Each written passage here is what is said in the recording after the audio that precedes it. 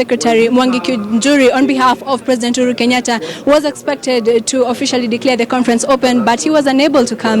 In the President's speech, he urged the leaders to unite, to be able to pull together for a common purpose, and that is to see that devolution succeeds. And that being that the government, the national government, that is saying that it is doing its very best to ensure that devolution becomes a success, that its intended purposes to bring the services closer to the populace succeeds.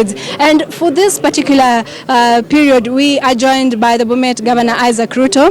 Thank you very much, Bwana Ruto, for joining us. Perhaps as a governor, you could tell us that do you think the challenges that have been experienced by the governors this far, you talked of the bottlenecks that have been experienced. The chairman of the Council of Governors, Peter Munya, who's also the host of this event, said that it takes a long process. There are a lot of challenges here, and there are issues to do with the conditional grants, that you do not have the independence to exercise what you'd like to do as governors. What is your opinion on that, Bwana Governor? Yes, for example, the greatest problem on flow of funds has affected a lot the conditional grants and also the usual share of revenue that comes to the counties. Some counties have not received, for example, for February, and we are now in April. That is for ordinary activities. While those under conditional grants sometimes do not come at all up to the end of the financial year. Right now we've got arrears for the other financial year.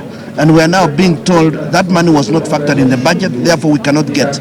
And for instance, that money is for free maternity care and user fees for the dispensaries and the health centers.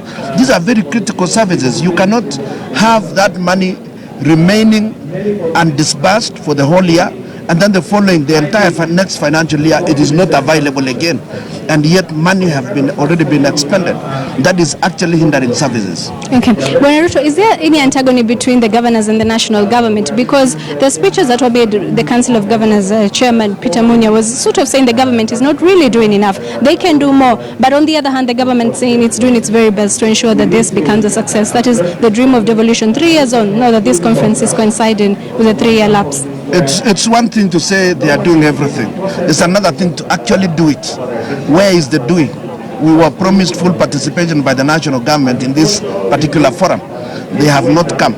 Look at health. The CS didn't come at all. And health is such a critical component of the devolutive process. It is one of the most devolved functions. We are handling 90% of healthcare in this country. We are handling 95% of the healthcare workers. The CS, who continues to retain 60 billion, while actually 40 billion is devolved, and yet is actually handling only 4 facilities. That is Kenyatta National Hospital, Moi Teaching and Referral Hospital, Mathare Mental Health, and I think one more. That is only 4, and yet he continues to retain 60 billion, while he is disbursing 40 billion. And he retains quite a huge chunk under what he calls conditional grant, 16 billion.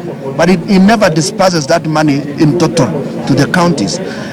For example, he still has even the one for maternity care.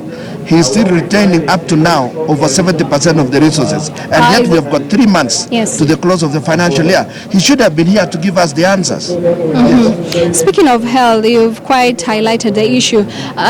Previously, the situation was dire. We were seeing patients from the grassroots having to go to the referral hospitals you're talking about. Somebody traveling all the way to Kenyatta National Hospital to seek services such as radiotherapy, some of these imaging services, dialysis. At least we're seeing public hospitals now having dialysis machines, and so the burden has sort of reduced. Yes. But we still have some way to go. Yes. Yes. Could you we've done quite a bit, but we can still do more. We are not saying there is hostility. We are simply saying we are not moving with the same speed, and maybe there is something we aren't clearly understanding. There is need for dialogue. And what better place to dialogue than in such a forum where there is public participation? The public are listening to what we are saying. They can see for themselves. They can criticize. And I think it is important. All the stakeholders are basically here, including the donors. Yeah, but the senators skipped this event. What is your opinion, Bwana Governor? Yes, we are yet to hear from the senators as to why they keep absenting themselves from this forum.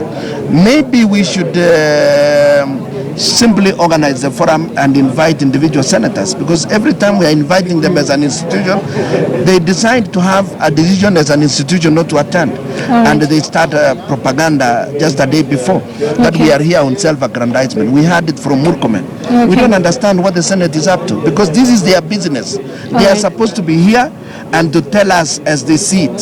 Thank you very much, Bwana Governor Ruto. Yes, we'll be speaking with you again later.